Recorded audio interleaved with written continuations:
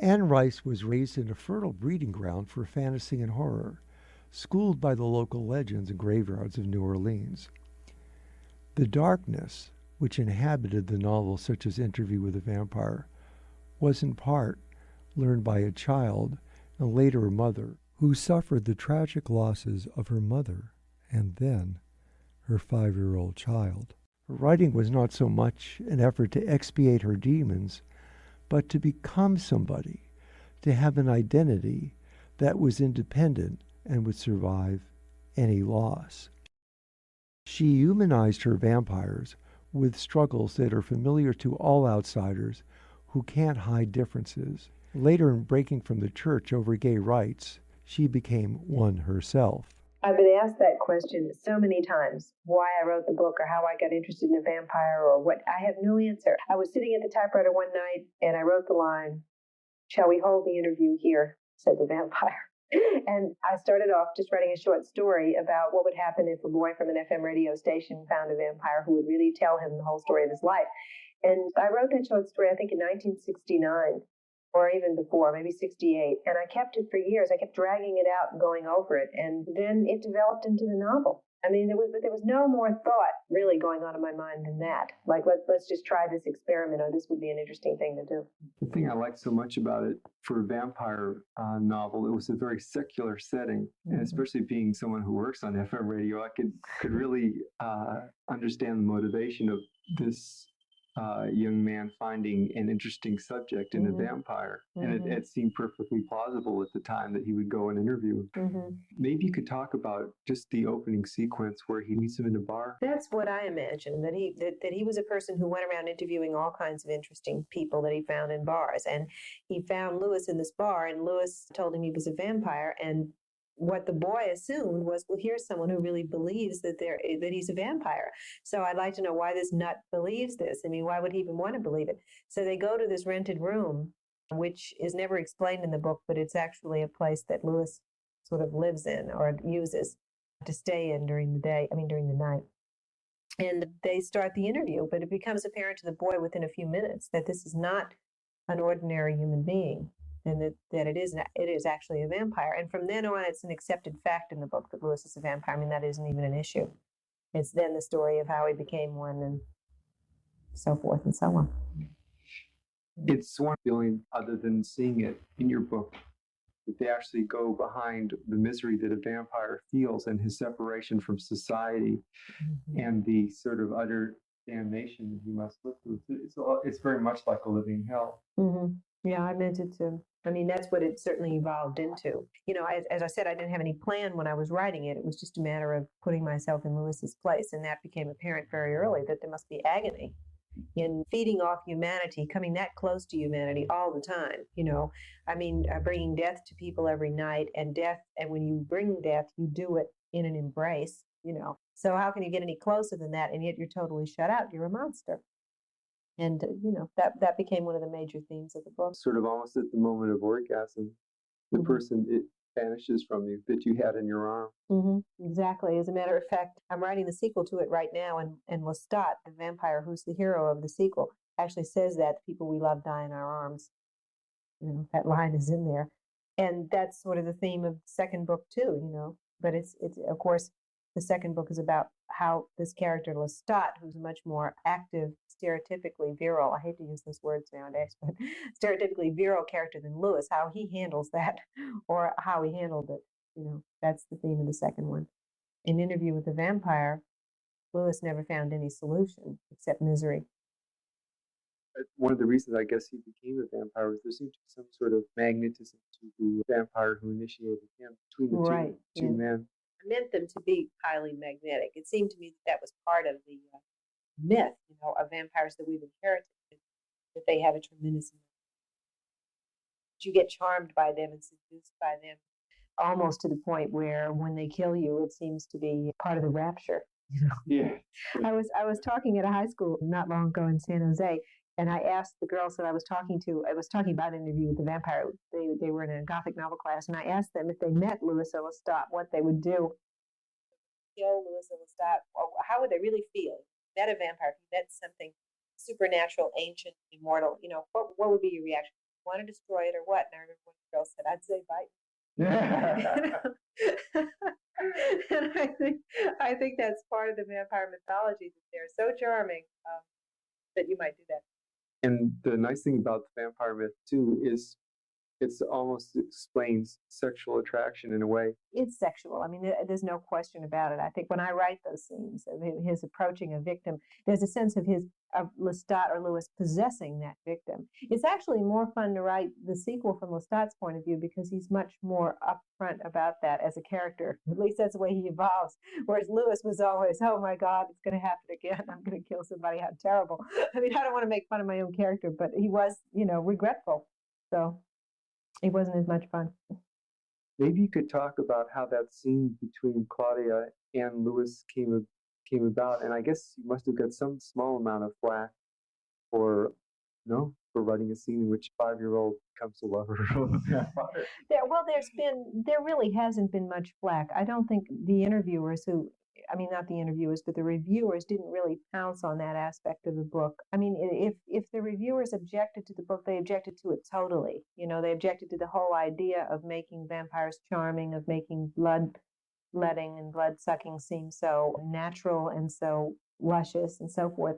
But in general, they really didn't pick on Claudia in particular. There have been a few people who've said things about it, but I think that they misunderstood it. I mean, it isn't a child molesting scene. I mean, she's really a vampire. I mean, they are vampires. I mean, one of the things I think that would happen, when you enter into the metaphor that you're working with a vampire as a character, you look through his eyes. One of the things you would see is that everybody becomes beautiful. That there are no boundaries any longer. I mean, you're not just attracted to women or just attracted to men or just attracted to children. Or everyone is potentially gorgeous. I mean, one of the tragedies of Lewis is that he doesn't see life is beautiful until he's outside it. But I meant to indicate to him even a very old person would be beautiful, that he would see. And so when he saw Claudia, what he was seeing was what we all see when we see children. Only, unfortunately, being a vampire, his passion led him to do what he did. But I think that's a very different thing than molesting a child. With that enhanced vision, the images come back to him so strong that it's a very natural way for him to act. It seems nowhere out of normal. It's actually very moral within his framework. Yeah. I think the immoral thing that happened there was that they made Claudia a vampire rather than just took her life. I mean, she was actually dying when Lewis saw her in the room, when he laid eyes on her. Okay, then he made a victim of her. Then she was really dying, And so then Lestat sort of forces the issue, so where they make her one of their company. And then that becomes kind of the terrible crime that they commit within the framework of their world. Because to make victims is one thing, but to make people into vampires is another. That's inviting someone to share the same hell that they already share. I've been collecting dolls for about 2 or 3 years now, and the type of doll I collect is this doll here, which is a German doll with a porcelain head, probably made around 1890, maybe 1910. And the reason I like this doll so much is because it's sort of the image of Claudia the vampire, an interview with the vampire. It's about a 5-year-old child, and it has golden hair. And as you may remember in that book, there is a doll maker, Madeline, who makes dolls, and she falls sort of in love with Claudia, whom she calls a child that cannot die. And I think I like the dolls for reasons that come out in the books. I have to keep myself from putting a doll maker and dolls in every book I write. It could be a real bad habit.